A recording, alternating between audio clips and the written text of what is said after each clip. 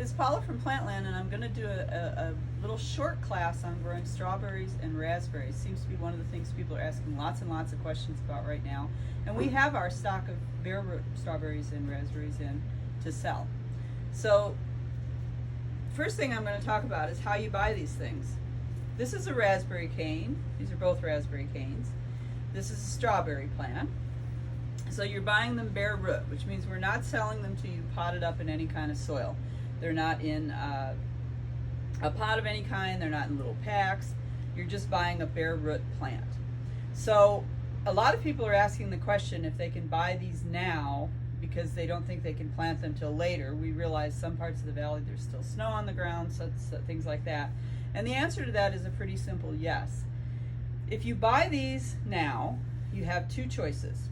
You can take and buy them now to plant them later. You have two choices. You can take and plant them yourself in some kind of little pot, which you'll then transplant into your patch later when the weather is warmer. Or you can do exactly what we do here at Plantland. Our strawberry and raspberry cane backstock is stored in our cooler, which is just a big refrigerated unit.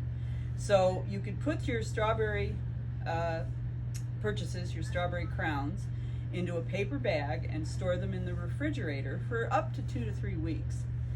In 2 to 3 weeks, you should be able to put these outside, put them in the ground in almost all parts of the valley. So the only thing you want to make sure if you're storing them in the refrigerator like that is that they stay damp. So you would want to periodically open that bag and you would want to spray it a little bit with water.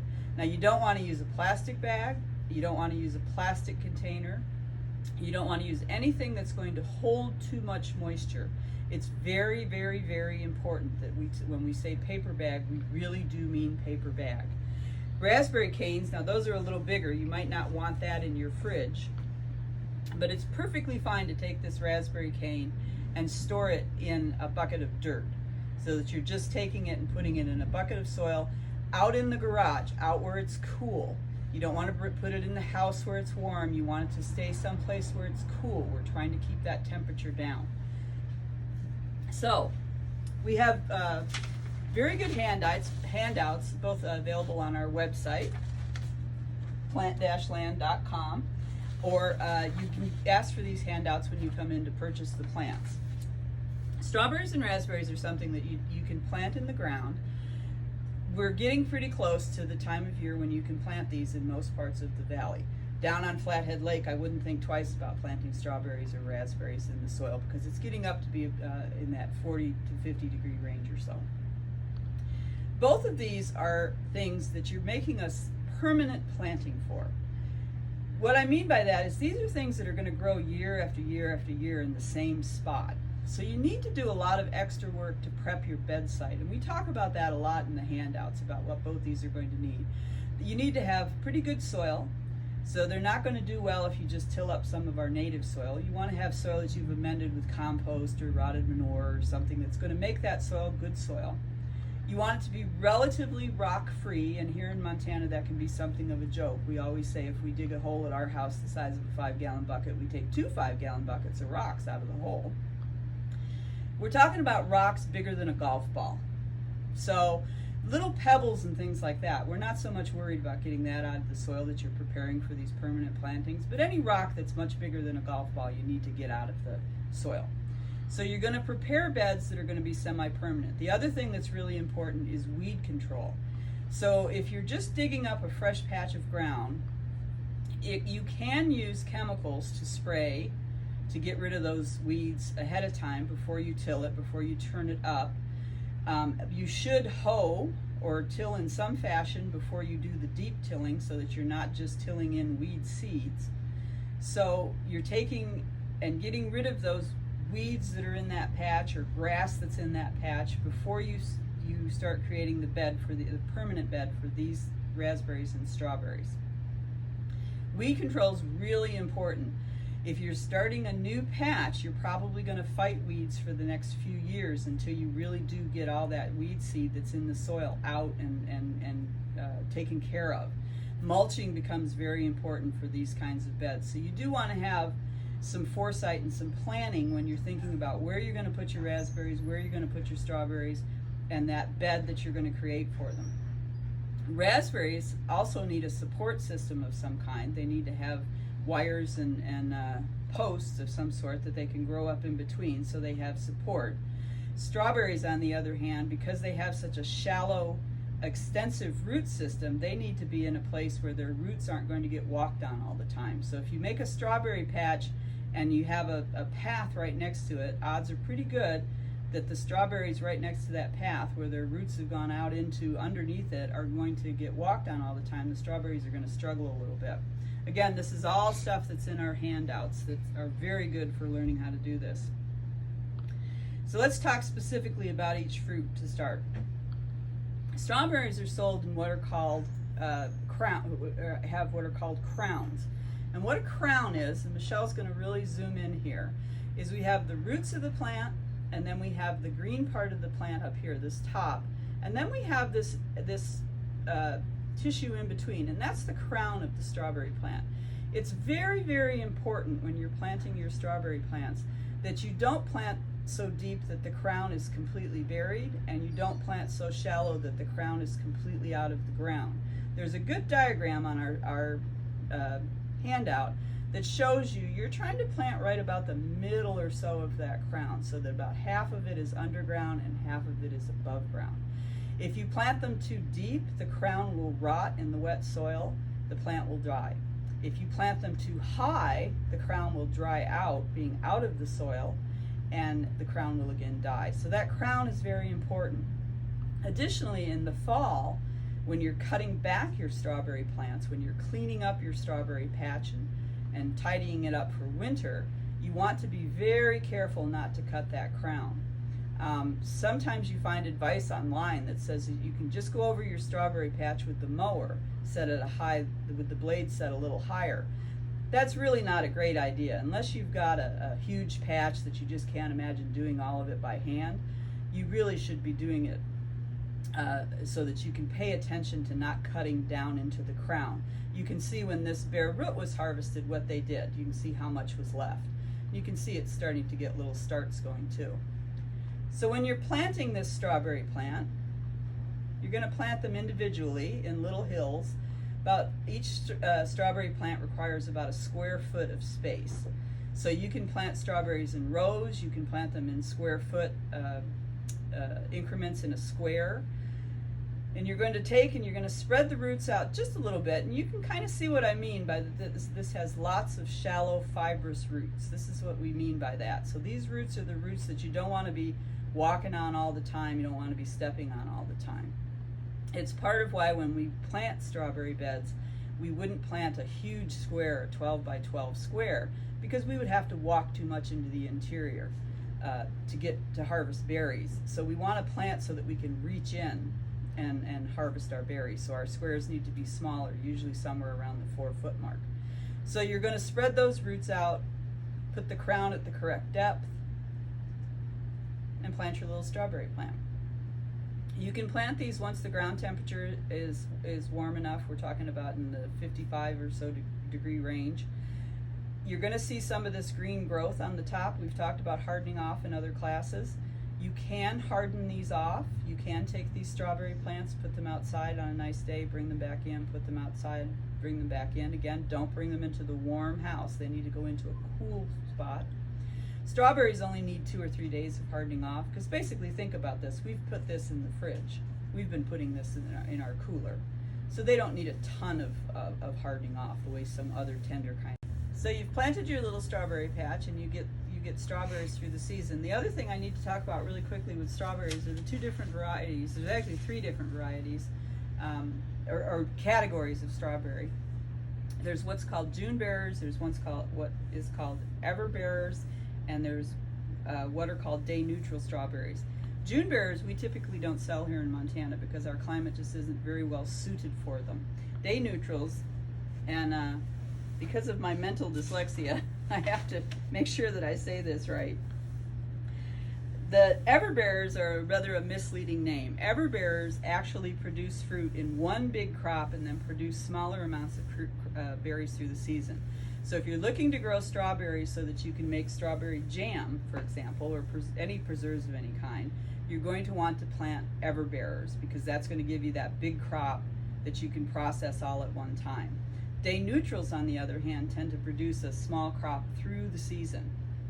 So those are ones that if you just want fresh strawberries for your cereal every day, or fresh strawberries for salads or eating, you would want to plant day neutrals. People often ask if they can plant a combination of the two, and you can, but you should keep the two patches apart because they can cross-pollinate to some degree. So you can have a little bit of both, but you wouldn't want to do it in the same patch. The other thing to know about strawberries, and I mentioned it briefly, is that in the fall, cleaning up the dead foliage is very important. Lots and lots of things can overwinter in that, including slugs and slug eggs.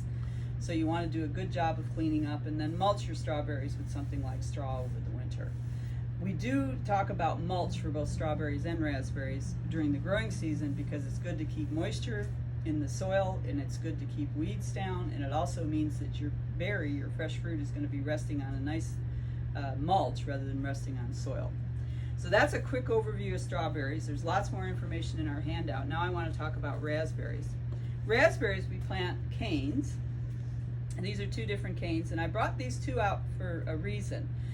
This one's showing a little bit of growth, and so most people when they're shopping for these canes tend to think this is the one that they should buy, and this one that's not showing any growth that they aren't as interested in buying, and people frequently think these are dead. The truth is, if you're looking at these raspberry canes, if you look at it and just try to flex it a little bit like this, that's a live cane, and I'm flexing that pretty good. So if I did that and that snapped or broke, that's a dead cane. This is a live cane, even though it isn't showing any growth yet. And the reason for that is they're all just different. This is a fall gold raspberry variety. It's just pushing some growth a little earlier. It may have come from a different grower, may have come from some place where the climate was a little ahead, and that makes up that difference. Whereas this one, which is our common red raspberry, again, may have come from a different grower, may have come from a little different environment and seem a little behind. But so long as when you pick it up you can find flex in the cane, that's a live cane. So raspberries, again, we're talking about a permanent planting. We're talking about something where you want to do a really good job with site selection, needs about 6 hours of sun a day.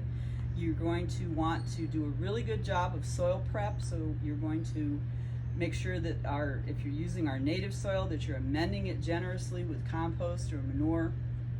And it doesn't hurt to do soil tests for either of these things. They both want something somewhere around a neutral pH.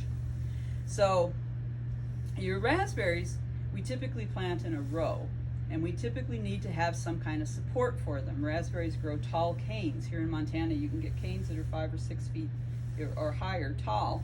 And if you allow those to just flop over, they're not going to do as much fruit producing because the sun and the light isn't getting to the part of the cane that you need to get sun and light to in order to produce fruit. We have on our handout some descriptions of different kinds of support systems. One of the easiest things to do is you put a post at each end of your row.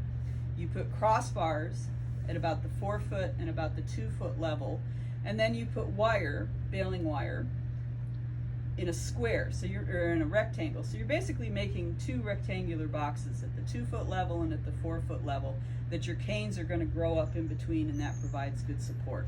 That's the simplest way to do it. People get into more elaborate systems, but I always found that simple thing, pounding a couple posts in and putting crossbars on them, is quite easy to accomplish. And you actually do need to do that your first year, the year that you're planting your raspberry patch. You don't want to be pounding posts and trying to do all this stuff when your raspberries are trying to grow.